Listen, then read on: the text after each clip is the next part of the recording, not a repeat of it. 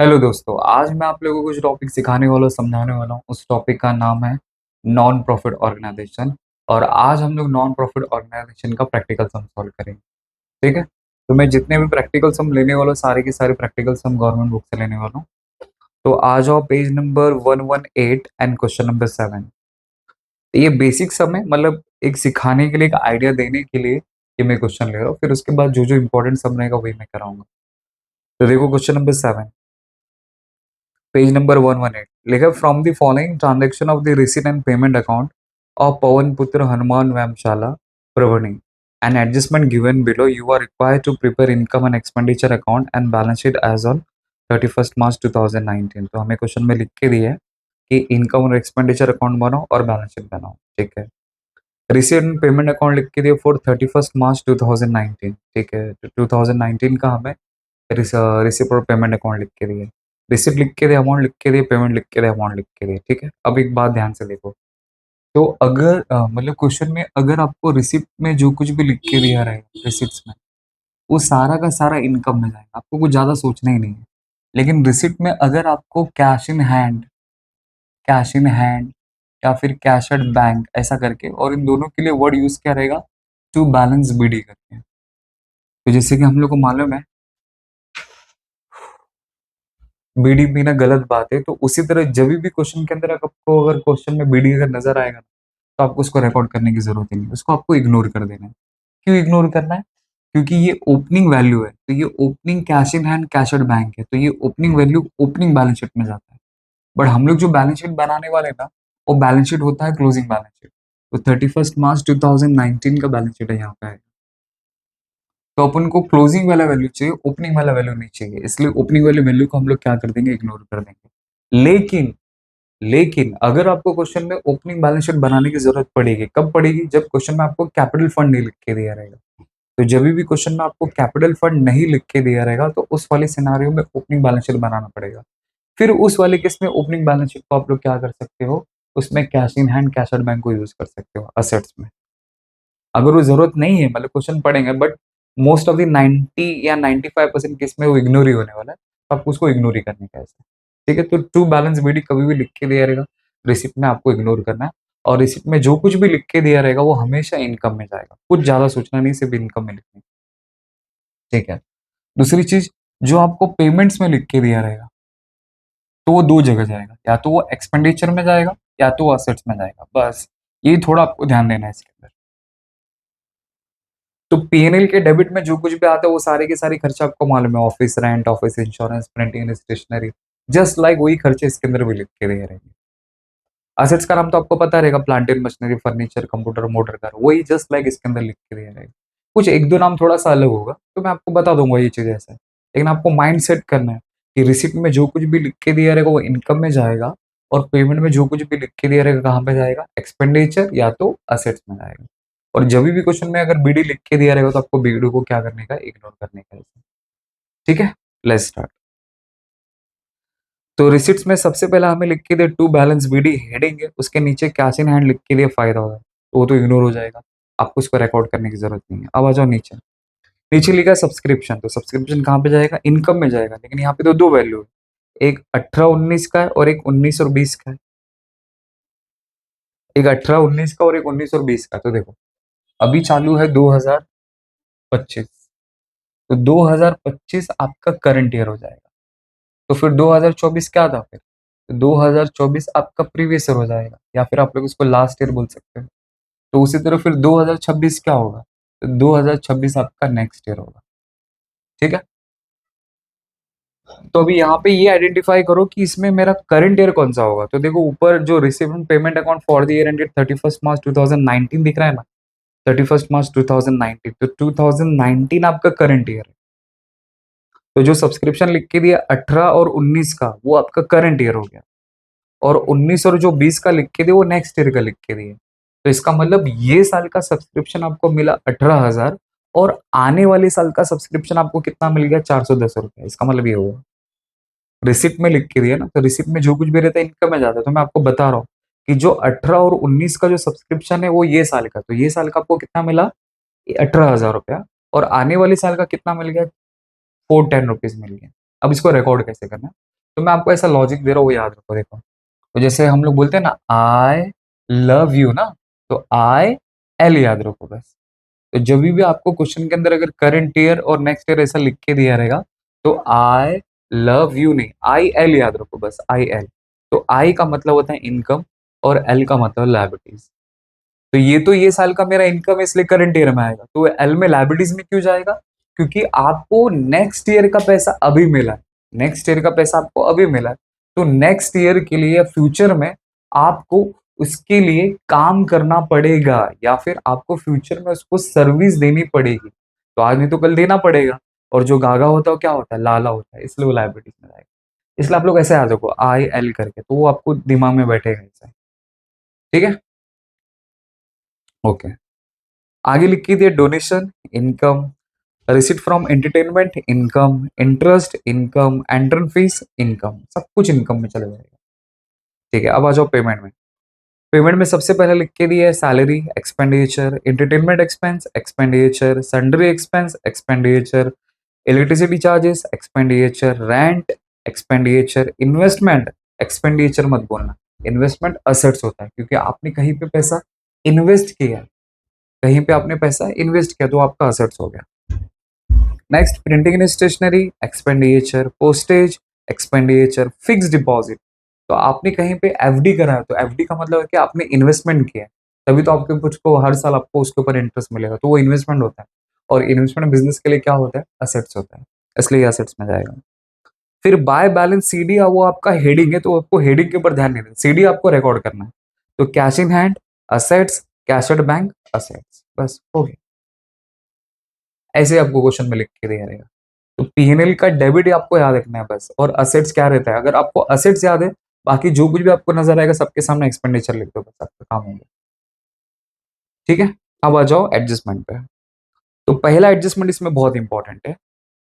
तो लिखा कि there are 500 members paying an annual subscription of ₹50 each. Okay, तो इस व्यायामशाला में टोटल 500 मेंबर्स है, और हर एक मेंबर हर साल का कितना पैसा पे करता है? ₹50 ईच। ठीक है, तो जो आपका करंट ईयर का जो सब्सक्रिप्शन है, करंट ईयर का सब्सक्रिप्शन, उस पर डॉट मार लो। मतलब 18-19 वाला जो है ना, 18,000, उस पर डॉट मार लो ऐसे। अब बाद में बताऊंगा इसमें क्या प्लस करना है, क्या माइनस करना है। ठीक है, तो डॉट मार लेंगे। आउटस्टैंडिंग सैलरी वॉज ₹1,200, तो सैलरी पे डॉट मार लो, जो पेमेंट में पहले नंबर पे लिख के दिया है। हाँ, और कभी कभी कैसा होता है कि असेट्स का वैल्यू कभी आपको रिसिप्ट पेमेंट में लिख के दिया रहेगा, कभी कभी आपको असेट्स और लायबिलिटीज का वैल्यू नीचे भी लिख के दिया है, तो आपको टेंशन लेने की जरूरत नहीं। तो जो नीचे लिख के था, आपको उसको ऊपर लेके जाने का है। तो assets on 1 April 2018 were as follows, तो हमें बिल्डिंग का वैल्यू लिख के दे 50,000, फर्नीचर लिख के दे 15,000, तो ये भी हमारे बिजनेस का असेट्स हो गया, इसको रिकॉर्ड कर लेंगे। Provide depreciation on building and furniture 5%, 10% respectively, तो बिल्डिंग पे डॉट, फर्नीचर पे डॉट। फिर आगे लिखा 50% entrance fees are to be capitalised. Okay, तो लोग ने बोला है कि एंट्रेंस फीस का 50% आपको कैपिटलाइज करना है। अब वो क्या करना है मैं भी बताऊंगा आपको। तो आपको जहां पे भी एंट्रेंस फीस नजर आ रहा है, वहां पे जाके डॉट मार लो। फिर interest on investment at 5% per annum has accrued for the 6 months, तो इन्वेस्टमेंट पे डॉट मार लो। नेक्स्ट, कैपिटल फंड हमें सीधा सीधा लिख के दे 70,000 1 अप्रैल 2018, तो कैपिटल फंड मतलब कैपिटल हो गया, तो वो लायबिलिटीज में आपको रिकॉर्ड कर देंगे। बस हो गया। अब हम लोग को क्या करना है, सम को सॉल्व करना है। तो टोटल अपन को कितने घर बनाने हैं? 2 घर बनाने हैं। पहला घर हमारा क्या होगा? इनकम और एक्सपेंडिचर अकाउंट होगा, और दूसरा हम लोग क्या बनाएंगे? क्लोजिंग बैलेंस शीट बनाएंगे। मैं जोर दे रहा हूँ, क्लोजिंग बैलेंस शीट, ना कि ओपनिंग बैलेंस शीट। तो हम लोग जो लिखना नहीं है, बट आपको ऐसा मैं बता रहा हूँ, balance sheet statement as on 31 March आ गया, मतलब ये क्लोजिंग वाला हो गया, तो क्लोजिंग बैलेंस शीट बनाना है। लेकिन इसमें आपको याद रखना है, इसमें बहुत सारे बच्चे लोग इस अकाउंट में गलती करते हैं। क्या गलती करते हैं? देखो, आपने ऊपर तो लिखा है इनकम और एक्सपेंडिचर अकाउंट, बराबर? तो बच्चे लोग क्या करते हैं, पहला नाम इनकम है इसलिए पहला इनकम आ जाएगा, दूसरा नाम एक्सपेंडिचर है, यहाँ पे एक्सपेंडिचर आएगा। ऐसा गलती मत करना, क्योंकि इनकम और एक्सपेंडिचर अकाउंट एक नॉमिनल अकाउंट है। तो नॉमिनल अकाउंट का रूल क्या बोलता है कि एक्सपेंस को आपको डेबिट में लिखने का, इसलिए एक्सपेंडिचर डेबिट में आएगा। इनकम को आपको क्रेडिट में लिखने का, इसलिए इनकम क्रेडिट में आएगा। भले ही नाम हम लोग ऊपर इनकम और एक्सपेंडिचर लिख रहे, जब फॉर्मेट बनाएंगे तो उसमें आपको पूरा ध्यान देना कि एक्सपेंडिचर डेबिट में आएगा और इनकम क्रेडिट में आएगा, वरना फिर तुम लोग जो जोश में लिख देंगे, पूरा सब आपका गलत हो जाएगा। ठीक है, बैलेंस शीट तो वही, liabilities rupees rupees, assets rupees rupees. ठीक है, लेट्स स्टार्ट। तो अभी पोस्टिंग करते हैं वन बाय वन। तो सबसे पहले रिसिट से स्टार्ट करते हैं, तो रिसिट में टू बैलेंस वीडियो तो इग्नोर हो जाएगा। सब्सक्रिप्शन, तो सब्सक्रिप्शन इनकम में आएगा, तो देखो वहां पे टू करके लिख के दे, आपको बाय करके लिखना है, तो बाय सब्सक्रिप्शन करंट ईयर का, उसके ऊपर डॉट है इसलिए 18,000 मैं अंदर लिखूंगा, और जिस पर डॉट रहेगा उसके लिए एक से दो जगह छोड़ देने का। नेक्स्ट 19-20 का सब्सक्रिप्शन, तो लाइबिलिटीज में पहले क्या करने का, टॉप पे कैपिटल फंड लिख देने का, और फिर उसके लिए 3 से 4 जगह छोड़ देने का, फिर उसके बाद जो कुछ भी नाम लिख के दे वो लिख देंगे। तो मैं यहाँ पे लिख दूंगा सब्सक्रिप्शन, और उसका ईयर उसके ब्रैकेट में लिख दूंगा 2019 एंड 20, सीधा आउटर में, इसके ऊपर कोई डॉट नहीं, तो 410। ठीक है, नेक्स्ट डोनेशन, ये भी इनकम में आएगा, भले वहां पे टू में लिखा है बट आपको यहाँ पे बाय करके लिखना है। बच्चों लोग ये ध्यान देना आपको। तो डोनेशन कितना है, 6,000। नेक्स्ट रिसिट फ्रॉम एंटरटेनमेंट, इस पे तो डॉट नहीं है, तो रिसिट्स फ्रॉम एंटरटेनमेंट, इस पे भी डॉट नहीं, कितना, 5,400। नेक्स्ट बाय इंटरेस्ट, कितना, 400। नेक्स्ट बाय एंट्रेंस फीस, बस इसके ऊपर डॉट है ना, एंट्रेंस फीस कितना है अपना, 6,200, तो इनर में लिखेंगे और एक से दो जगह छोड़ देंगे। हो गया। तो इस तरह मैंने रिसिप्ट को रिकॉर्ड कर दिया। देखो रिसिप्ट में आपको सब कुछ टू टू करके लिख के दिया, बट जब उसको आप लोग रिकॉर्ड करेंगे तो आपको बाय बाय करके रिकॉर्ड करना पड़ेगा, वरना आप लोग डेबिट में रिकॉर्ड कर देंगे, पूरा सम आपका गलत हो जाएगा। तो प्लीज इस बात को आपको याद रखना है, ठीक है। चलो पेमेंट में जाते हैं। तो पेमेंट में सबसे पहले क्या लिख के दिया, सैलरी।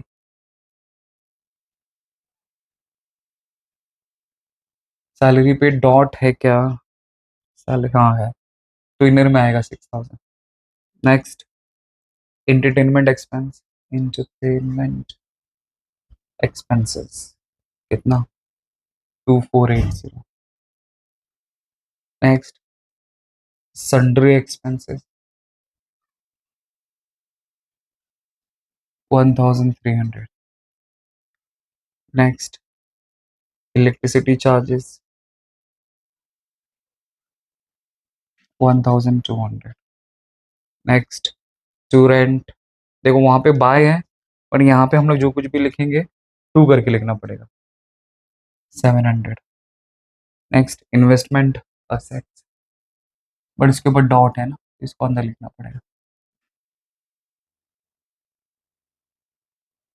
15,000।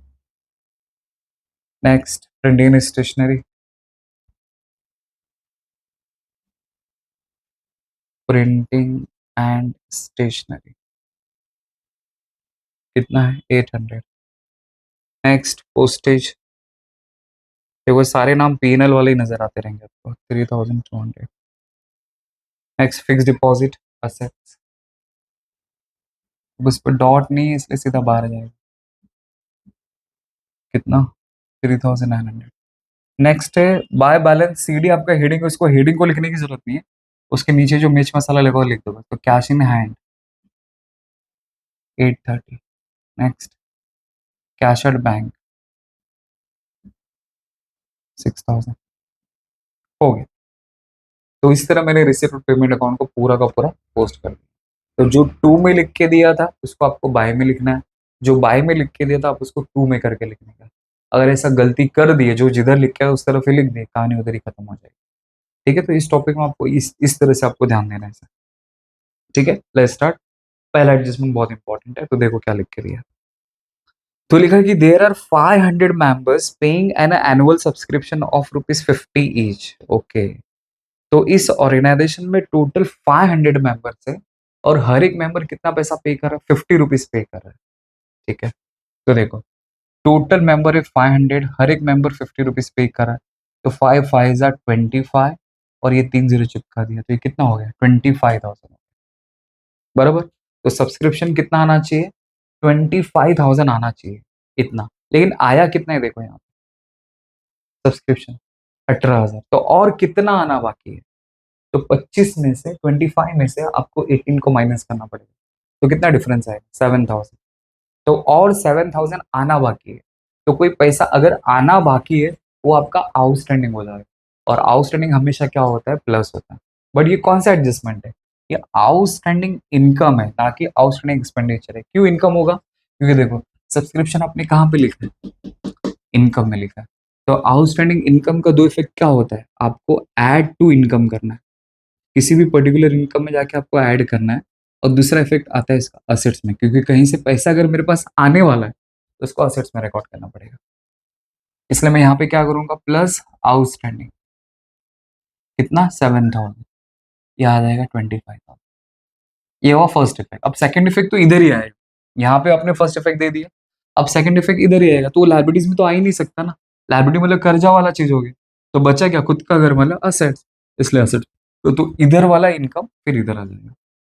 तो मैं यहाँ पे लिखूंगा आउटस्टैंडिंग सब्सक्रिप्शन, कितना, ओनली 7,000, सीधा आउटर में आपको जाके लिख देना, बस हो गया। तो बहुत सारे बच्चे लोग ये वाले एडजस्टमेंट में गलती करते हैं, आपको इस बात का ख्याल रखना है।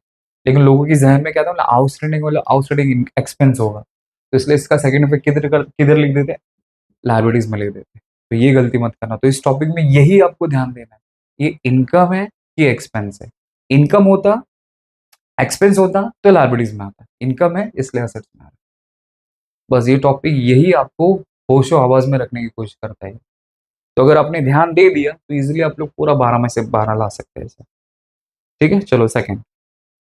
सेकंड लिख के दिया, आउटस्टैंडिंग सैलरी वाज ₹1,200। ओके, तो मेरा आउटस्टैंडिंग सैलरी, तो आउटस्टैंडिंग हमेशा प्लस होता है, तो सैलरी में जाके मैं क्या करूंगा, प्लस करूंगा, प्लस आउटस्टैंडिंग, कितना है, 1,200, ऐड करेंगे तो ये 7,200 आ जाएगा। ठीक है, अब ये आउटस्टैंडिंग एक्सपेंडिचर हो गया। तो आउटस्टैंडिंग एक्सपेंडिचर मतलब आउटस्टैंडिंग एक्सपेंस मुझे पे करना बाकी है, तो आज नहीं तो कल पे करना पड़ेगा, इसलिए वो लायबिलिटीज में आएगा। तो देखो ये वाले सम में दोनों एडजस्टमेंट आ गया। तो मैं लिखूंगा आउटस्टैंडिंग सैलरी और सीधा आउटर में 1,200। समझा, मतलब फर्स्ट इफेक्ट इधर आया तो सेकंड इफेक्ट इधर ही आएगा। बस आपको ये ध्यान देना है कि वो लायबिलिटी में आएगा कि असेट्स में आएगा। अगर खर्चे वाला रहेगा तो लायबिलिटीज में आएगा, इनकम वाला रहेगा तो असेट्स में आएगा, ऐसा याद रखो। इधर वाला इधर, इधर वाला इधर, कुछ केस में ऐसा एप्लीकेबल होगा, कुछ केस में एप्लीकेबल नहीं होगा। बट एक्सपेंस और लायबिलिटी, एक्सपेंस और इनकम के केस में आप लोग ये चीज याद रख सकते हैं।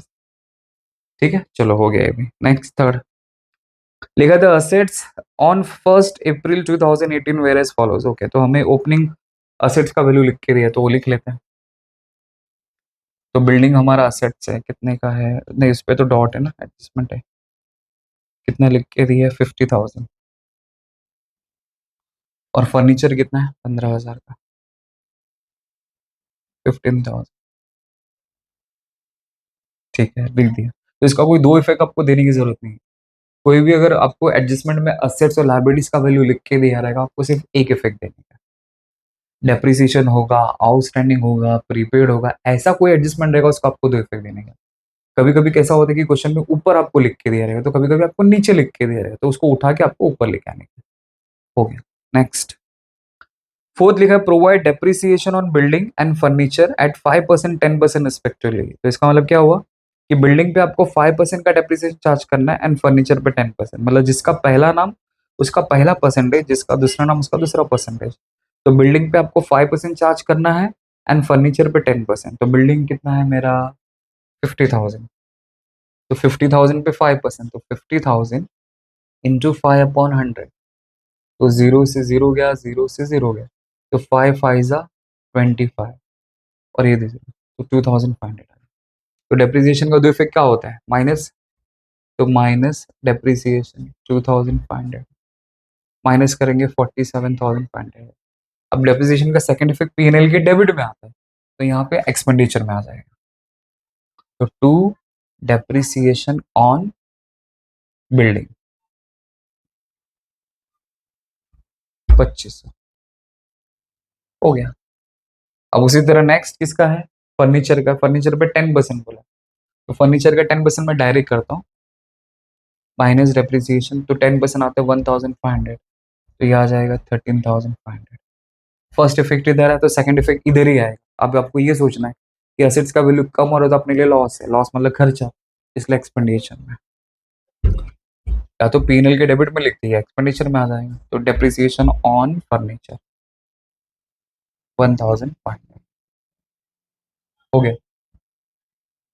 चलो नेक्स्ट, नेक्स्ट लिखा है the 50% entrance fees to be capitalised. Okay, तो बोला है कि एंट्रेंस फीस, तो देखो यहाँ पे ये जो आपको एंट्रेंस फीस लिख के दिया 6200, इस पैसे को आपको क्या करना है, कैपिटलाइज करना है। कैपिटलाइज का मतलब इस पैसे को यहाँ से निकाल के आपको कैपिटल फंड में लेके आने का। कैपिटलाइज का मतलब होता है कि आपको अपने कैपिटल फंड को इंक्रीज करने का। तो इसमें से निकालना है, तो कितना निकालना है, 50% बोला ना, तो इसमें से 50% माइनस करो, तो माइनस कैपिटलाइज करके वर्ड लिखेंगे कैपिटलाइज, तो 3100 इसका 50% माइनस करेंगे तो आंसर वही आएगा। और यही क्या करने का, कैपिटल फंड में ऐड कर देने का, एंट्रेंस फीस 3100। तो देखो मैंने आपको एडजस्टमेंट लिख के दिया था कैपिटलाइजेशन का, मैंने बोला जब सम आएगा तब मैं आपको बताऊंगा। तो कैपिटलाइजेशन का दो इफेक्ट क्या होता है, तो मैंने बोला था कि इनकम में से माइनस करने का और ऐड टू कैपिटल फंड करने का। तो देखो, तो हमें क्वेश्चन में स्पेसिफिकली लिख के दिया रहेगा कि इस इनकम का पैसा, ये पर्टिकुलर इनकम का पैसा आपको कैपिटल फंड में लेके जाना, तो जिसके बारे में बोला रहेगा वहां से माइनस करो। तो देखो मैंने इनकम में से माइनस किया ना, इनकम के अंदर मैंने एंटर फेस लिखा था इसलिए उसमें से माइनस किया, first effect. Second, capital fund में ऐड करना, तो मैंने यहाँ पे ऐड कर दिया ऐसा। तो कैपिटलाइजेशन का मतलब होता है कि मैं अपने कैपिटल फंड को इंक्रीज करना चाहता हूँ, तो इंक्रीज करने के लिए पैसा चाहिए, तो अपन पैसा वहां से लेके आएंगे। तो क्वेश्चन में लिख के दिया रहेगा किस पैसे को वहां पे ऐड करना है। ठीक है, चलो नेक्स्ट, नेक्स्ट लिखा है interest on investment 5% per annum has accrued. Accrued का मतलब होता है, अक्रूड का मतलब होता है आउटस्टैंडिंग फॉर 6 मंथ्स, 6 महीने का इंटरेस्ट पे करना बाकी। तो निकाल लेते 6 महीने का कितना होता है। तो देखो इन्वेस्टमेंट का वैल्यू आपको क्या लिख के दी है, तो इन्वेस्टमेंट यहाँ पे देखो 15,000 है, तो 15,000 इंटू रेट ऑफ इंटरेस्ट कितना है आपका 5%, तो 5/100, 6 महीने का बाकी है ना, तो 6/12 आ जाए। अब जो जो काट सकते काट दो, तो 0 से 0 गया, 0 से 0 गया, 6 1 6, 6 2 12। अब यहाँ पे 150 है, तो 2 को इससे डिवाइड किया तो 775 आएगा, तो 7 5 25, 2 कैरी 37, तो 375 मतलब फाइनल आंसर। मल्टीप्लाई करेंगे 5 5 20/2 कैरी 7 सही है। तो 375 इंटरेस्ट आता है।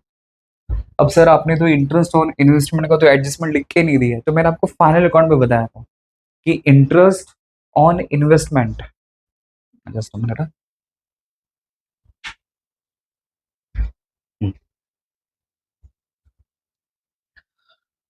तो इंटरेस्ट ऑन इन्वेस्टमेंट का दो इफेक्ट होता है। आपको क्या करना है, उस पर्टिकुलर इन्वेस्टमेंट में जाके प्लस करना है, और ये आपके लिए इनकम है, तो मैंने लिखा था पीएनएल की क्रेडिट में। तो पीएनएल का क्रेडिट मतलब इनकम और एक्सपेंडिचर के क्रेडिट में, इसलिए इनकम में इसका सेकंड इफेक्ट आ जाएगा। तो ये जो इन्वेस्टमेंट है यहाँ पे लिख दिया प्लस इंटरेस्ट 375, तो ये हो गया 15,375, और ये मेरे लिए इनकम है इसलिए इनकम में आ जाएगा। तो बाय इंटरेस्ट ऑन इन्वेस्टमेंट 375 हो गया दो इफेक्ट।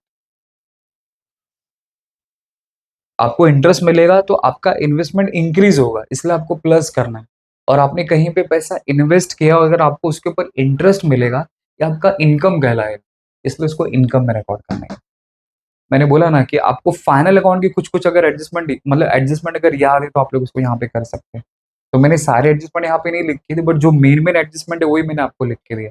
बट आपको फाइनल अकाउंट के एडजस्टमेंट के साथ भी आपको लिंक करना पड़ेगा, क्योंकि इनकम एक्सपेंडिचर जस्ट लाइक अ पीएनएल अकाउंट है। तो वहां पे आप डेबिट में लिखते हो तो यहाँ पे एक्सपेंडिचर में आएगा, वहां पे क्रेडिट में लिखते हो तो यहाँ पे इनकम में आएगा।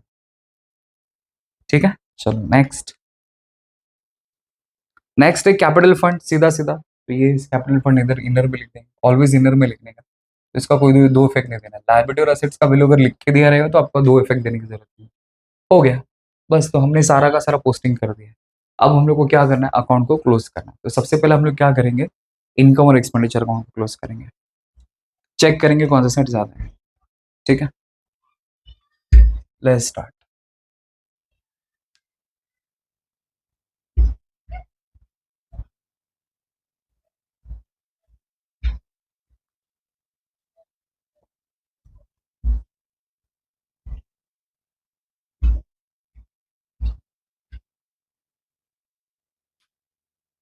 चलो अभी हम लोग अकाउंट को क्लोज करते हैं, चेक करते हैं कौन सा सेट ज्यादा है।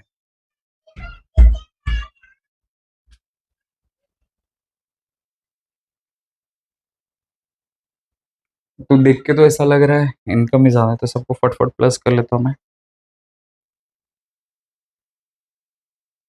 तो 25,000 plus 6,000 plus 5,400 plus 400 plus 3,100 plus 375, तो 40,275, 40,275। अब इस ये साइड ज़्यादा था इसलिए इधर। अब इसमें ये सबको माइनस करेंगे। अब इसमें से ये सबको मैंने माइनस कर दिया और माइनस करने के बाद आंसर आता है हम लोग का 19,395। तो डेबिट में जो डिफरेंस आएगा, इसके लिए वर्ड आपको यूज करना है सरप्लस। सरप्लस मतलब प्रॉफिट। अगर वही डिफरेंस समझो यहाँ पे आता तो मैं यहाँ पे लिखता बाय डेफिसिट। डेफिसिट का मतलब होता है लॉस। लेकिन अभी सरप्लस है, तो सरप्लस रहेगा तो कैपिटल फंड में ऐड कर देने का। डेफिसिट होता तो मैं माइनस करता, तो ये ऐड हो जाएगा। तो सरप्लस 19,395, बस अब सबको प्लस किया, बाहर ले लेंगे। प्लस 3,100 प्लस 70,000, तो आता है 92,495। ठीक है, अब इस अकाउंट को क्लोज करेंगे, बैलेंस शीट को। ये चमत्कार रहेगा कि दोनों के दोनों टोटल सेम आ जाएंगे। तो ऐड करता हूँ, प्लस 410 प्लस 1,200, तो ये आता है 94,105। अभी सबको प्लस करते हैं, तो 15,375 plus 3,900 plus 830 plus 6,000 plus 7,000 plus 47,500 plus 13,500, करो। तो 94,105 हो गया। तो ये दोनों के दोनों टोटल हो गए, टैली हो गए। तो इस तरह हम लोग को क्या करना है, एनपीओ के सम को सॉल्व करना है। तो ये जो मैंने सम सीखा एकदम बेसिक सम था। ऐसा नहीं कि एग्जाम में बेसिक सम नहीं आता, आता है, लेकिन एक आइडिया देने के लिए आपको मैंने ये सिखाया। ठीक है, आई होप आपको समझा रहेगा। Thank you so much.